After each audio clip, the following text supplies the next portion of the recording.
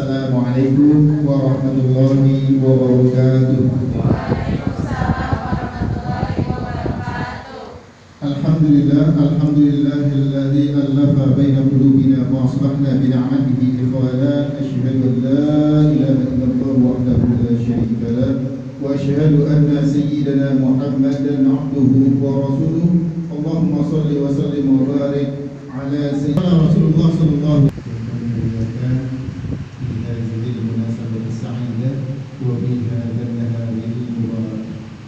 Bapak-bapak, ibu-ibu, adik sekalian, alhamdulillah dengan ceria cerah kita dapat bertemu kembali, dan tidak lupa saya ucapkan yang terhormat dan yang memuliakan ibu bapak.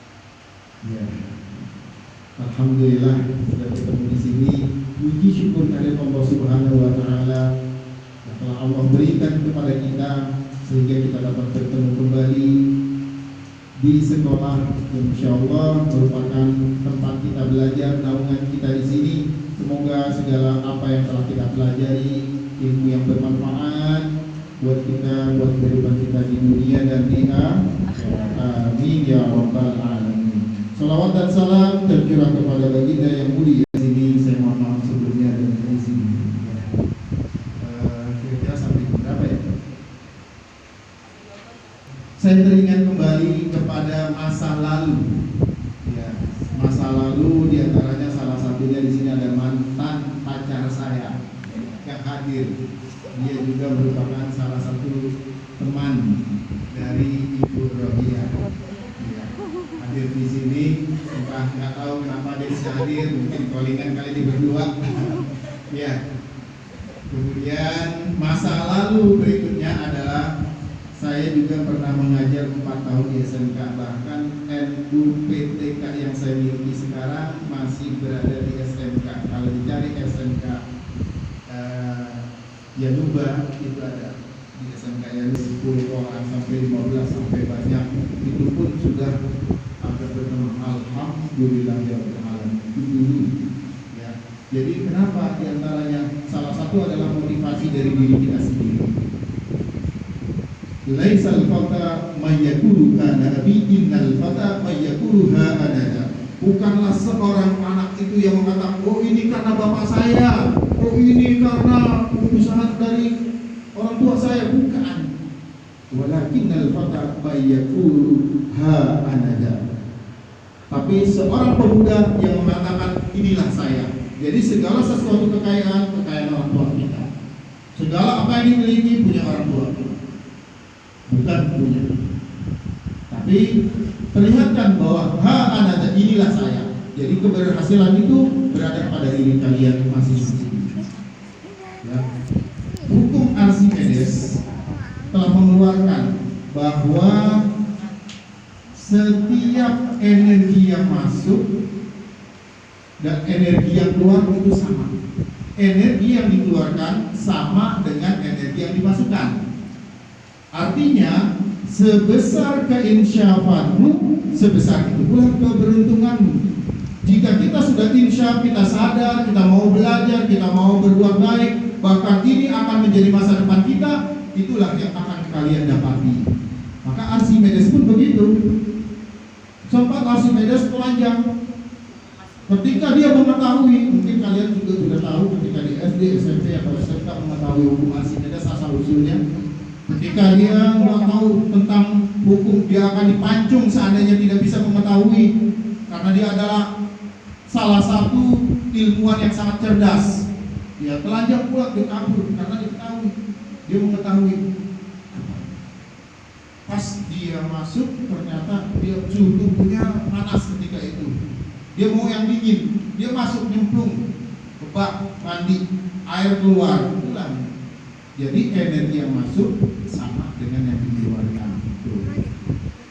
Sebesar keinsafanmu, sebesar itu pula keberuntunganmu.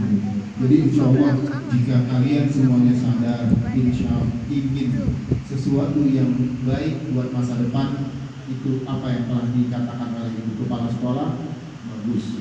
Semuanya ada pada di sini. Muhasabah. Hasibu anfusakum qabla an tuhasabu. berangkat dari diri kita sendiri. Setelah kita berpikir dari diri kita sendiri apa yang terjadi pada diri kita ingin berubah, ingin sesuatu yang lebih baik, maka akan terjadi yang akan lebih baik. Di dalam kitab Irsyadul Ibad pernah ada cerita. Di situ Nabi Sulaiman alaihissalam. Ketika itu Nabi Sulaiman digerakkan hatinya oleh Allah Subhanahu wa taala. Ya Sulaiman, berangkatlah engkau ke suatu tempat, engkau akan mendapatkan sesuatu yang luar biasa. Engkau akan mendapatkan sesuatu yang menakjubkan. Nabi Sulaiman mengumpulkan pasukan yang terdiri dari manusia, tidak ketinggalan jin, bahkan hewan-hewan pun ikut bersamanya. Berangkatlah Nabi Sulaiman, tak bertanya banyak kepada Allah, tapi dia menjalankan perintah Allah. Di perjalanan tengok kanan, tengok kiri, sampai ke sebuah pantai. Di tepi pantai dia bertanya, kayak gini nih, dia bertanya, ya ayyuhal malak, siapa di antara kalian yang sudah mengetahui gerak-gerik apakah yang Allah akan perlihatkan kepada kita? Belum. Wahai baginda, perintahkanlah salah satu jin ifrit untuk ke dasar laut. Keluar jin ifrit, enggak ketemu.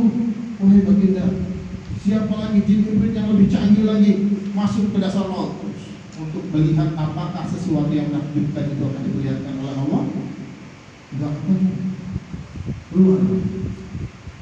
Salah satu ahlul kitab, orang yang memiliki ilmu, hafal dengan kitab Taurat.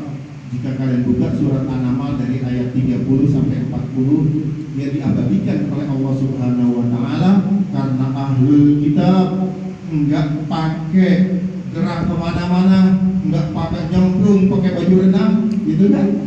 Cukup mengangkat tangan.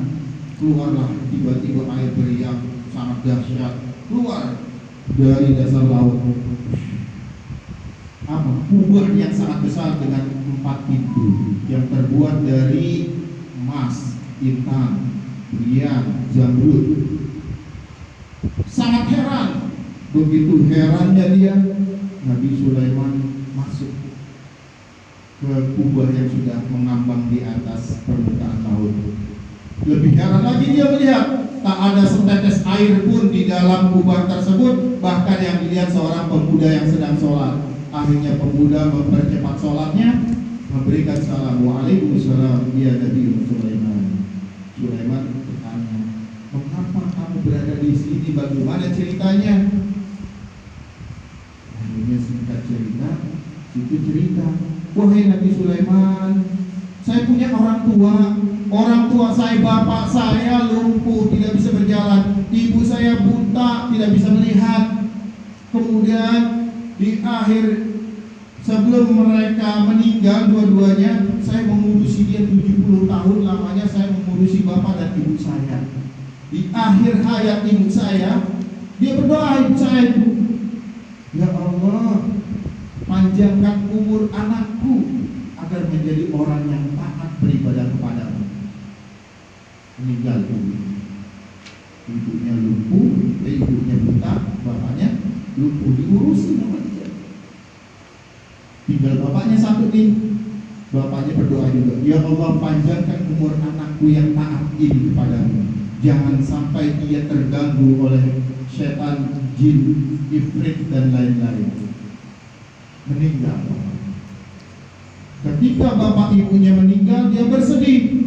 Kemudian dia pergi ke pantai untuk refreshing ya, jalan-jalan untuk menghilangkan jenuh penat kepalanya. Dia melihat para malaikat yang berada di istana. Nah, disitulah akhirnya dia dipanggil, dia dimasukkan ke dalam istana, lalu istana itu berada di laut yang sangat dalam. Masya Allah, subhanallah wa tabarakallah. Kenapa? Doanya dikabulkan oleh Allah Subhanahu wa ta'ala, karena doa orang tua sangat mustajab. Maka dibilang, dikatakan di dalam hadis Rasulullah SAW, salasu da'watin mustajabatin la syakka fiha, da'watul walid li walidihi, wa da'watul musafir, wa da'watul mazlum. Doa kedua orang tua insya Allah akan terkabul. akan diijabah oleh Allah Subhanahu wa taala menjadi doa yang mustajab. Ini salah satu contohnya. Kemudian Nabi Sulaiman bertanya, "Wahai anak muda, sejak kapan engkau berada di dasar laut yang dalam sampai satu pasukanku juga tidak bisa melihatmu? Jin Ifrit tidak bisa mencarimu." Itu. Wahai Nabiullah Sulaiman, aku berada di dasar laut itu ketika itu aku di zaman Nabi Ibrahim alaihissalam. Masya Allah, zaman antara Nabi Ibrahim menuju ke zaman Nabi Sulaiman. Ayo, siapa yang tahu? Ada yang tahu? Jaraknya itu 2400 tahun. Selama 2400 tahun jaraknya, berarti si anak muda ini sudah berada di dasar laut yang sangat dalam, itu tidak bisa dijangkau oleh jin ifrit selama 2400-an tahun berada di situ. Kemudian terakhir kata-kata dari Nabi Sulaiman, "Wahai anak muda, apakah engkau ingin bergabung denganku, dengan para pasukanku, ataukah engkau ingin kembali ke tempatmu semula?" Akhirnya dia itu tidak muda ingin kembali ke tempatmu semula. Kemudian Asif bin Barkhiyah yang tadi, yang ahlul kitab, yang diabadikan namanya di dalam Al-Quran, bernama Asif bin Barkhiyah. Asif Barkhiyah mengangkat tangan, lalu ubah tadi masuk lagi ke dalam dasar laut yang sangat dalam. Mungkin sekarang ini masih ada Asif itu si anak muda tadi. Ya, Asif bin Barkhiyah pernah diabadikan. Kenapa? Ketika itu Balqis, ratu yang menjadi ratu di kerajaan Sabah, surat Sabah di dalam Al-Quran. Ya ayyuhal malak, wahai para pembesar-pembesarku, inni ulqiya ilayya kitabun karim, innahu min Sulaiman wa innahu bismillahirrahmanirrahim. Ketika itu Nabi Sulaiman memberikan surat kepada Ratu Balqis karena dia menyembah matahari, dia menyembah api beserta semua pengikut-pengikutnya. Nabi Sulaiman itu mengajak bismillahirrahmanirrahim ke ajaran Nabi Sulaiman. Apa yang terjadi? Belum mau dia, padahal hatinya sudah digerakkan. Tapi di dalam Al-Quran itu ayat 31 kalau kamu baca, bahwasanya ketika negeri Sabah ingin menghancurkan suatu kerajaan, maka akan dihancurkan sehancur-hancurnya. Tapi kali ini ketika Nabi Sulaiman mengirimkan pasukan, mengirimkan burung yang meletakkan surat, Ratu Balqis memberikan hadiah ke Nabi Sulaiman. Tapi Nabi Sulaiman tidak menerima, bahkan memberikan yang lebih besar lagi. Nabi Sulaiman mengumpulkan, ya ayyuhal malak, wahai para pembesar-pembesarku, ayyukum ya'tini bi'arsyiha qabla ayyatuni muslimin. Siapa di antara kalian yang ingin mendatangkan kerajaan Ratu Balqis dari negeri Sabah yang sekarang namanya berubah menjadi Yaman, dari negeri Sabah, mendatangkan kerajaan Ratu Balqis dari negeri Sabah ke depan kehadapanku, yaitu Baitul Maqdis di Palestina, jauh jaraknya. Qala, siapa yang berkata? Jin Ifrit. Qala ifritu minal jin, ada atika qabla an taquma min maqamik wa inni alai laqawiyyun amin. Wahai Sulaiman, aku yang dapat mendatangkan kerajaan Ratu Balqis ke hadapanmu sebelum engkau bangkit dari duduk berdiri. Itu anak saya sendiri ada yang nomor 1 di Turki ya. Sekarang sudah 2 tahun di Turki. Ketika dia masuk belajar di sana, dia mencoba dengan kemampuan sendiri. Dia diam dari orang tuanya. Dia mencoba, berhasil. Dia mencoba, tidak berhasil. Dalam waktu ketika itu ada lomba itu 2 hari. Di 1 hari, 2 hari dicoba, nggak cerita dengan orang tuanya, nggak cerita dengan saya, dengan ibunya. Lombanya ada di IG, mungkin kamu buka IG, ada di situ. Maghrib waktu tinggal 1 jam, dia cerita, apa ikut lomba, Terus ini gambar lah. Sama kakak jauh banget peringkatnya, ibarat presentasi pemilihan itu antara 20 dengan 80, 27 ke 73. Ke 73 itu presentasi dengan lawannya dia ketika mau kualifikasi. Ya udah dibantu lah, tinggal waktunya tinggal 1 jam, saya nggak mungkin, luar biasa nggak mungkin di luar kemampuan otak seorang anak, di luar kemampuan. Emang kenapa? Cuma nge-share doang, nge-share ide. Dulu waktu saya sampai nggak sholat maghrib di sini, sholat di rumah, karena udah berangkat dari begini orang mau ke masjid, udah mau ke masjid minta bantuan. Oke dah, Bismillah, chat bagi ke grup, banyak grup. Alhamdulillah begitu jam 7 kebalik 70-30%, kemudian menurun sampai 64 ke 45%, 40% menang anak saya dulu.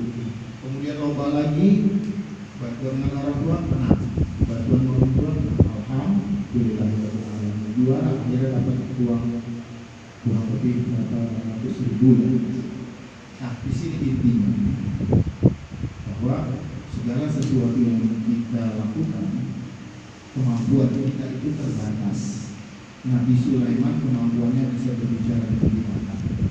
Pasukannya banyak dari manusia, pasukannya banyak dari jin, bahkan dari binatang, manusia, dan jin itu semuanya pasukan Nabi Sulaiman. Kaya raya, punya istana, tapi dia tidak sombong. Ya, jadi bagi kalian nggak usah putus asa. Tadi laisal fata mayyakulu anak, bukanlah seorang anak yang mengatakan karena bapaknya, innal fata mayyakulu ha anaba, adalah inilah saya. Maka buktikan bahwa kuantitas kamu walaupun sedikit, buktikan bahwa kamu adalah yang lebih baik dari mereka. Maka dengan semangat kamu belajar. Dan lupa itu tadi pesan dari kepala sekolah. Yang pertama dengan guru. Akhi lakana lagi manila bisita.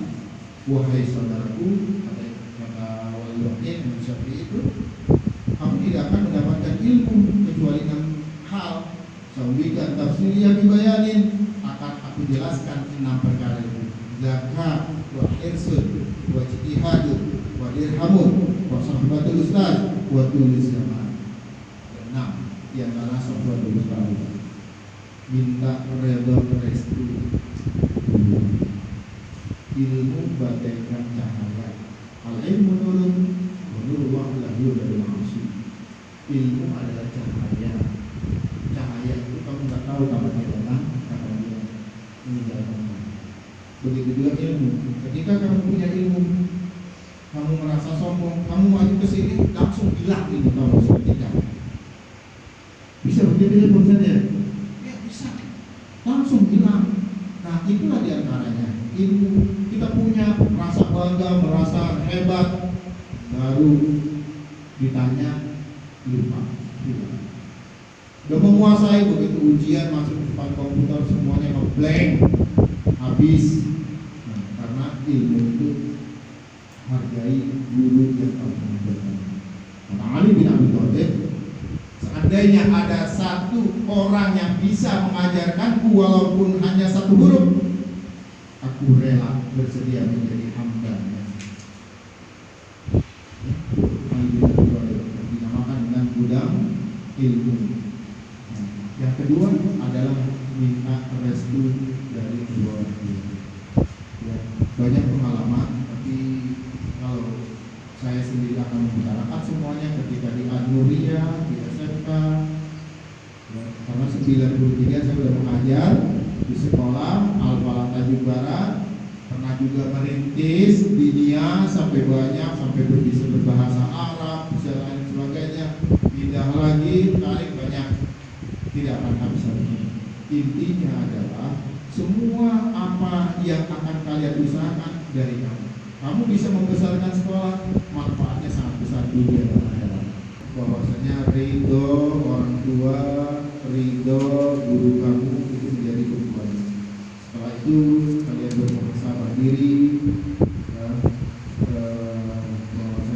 segala sesuatu yang kita lakukan selalu banyak dosa, kesalahan yang kita perbuat di antara teman, guru, sekelilingan kita pada Allah Subhanahu wa taala. Kita minta ampunan dari Allah Subhanahu wa taala, kita bertobat, semoga apa yang kita lakukan semuanya mendapatkan ridho dari Allah Subhanahu wa taala. Ingat, jabatan atau kekayaan anak tidak ada harganya di hadapan orang tua. Semuanya kecil di hadapan orang tua. Jadi kamu berhasil, kamu kaya, menjadi kaya raya, kemudian orang tua kamu jadikan budak, membantu, masya Allah, ini adalah anak yang tercela. Semoga kita bukan menjadi bagian dari itu, tapi semoga orang tua kita mendapatkan derajat yang tinggi di sisi Allah Subhanahu wa taala, sehingga kita juga bisa terangkat memiliki derajat yang tinggi, kemudian kita bisa mengamalkan segala yang kita ajar menjadi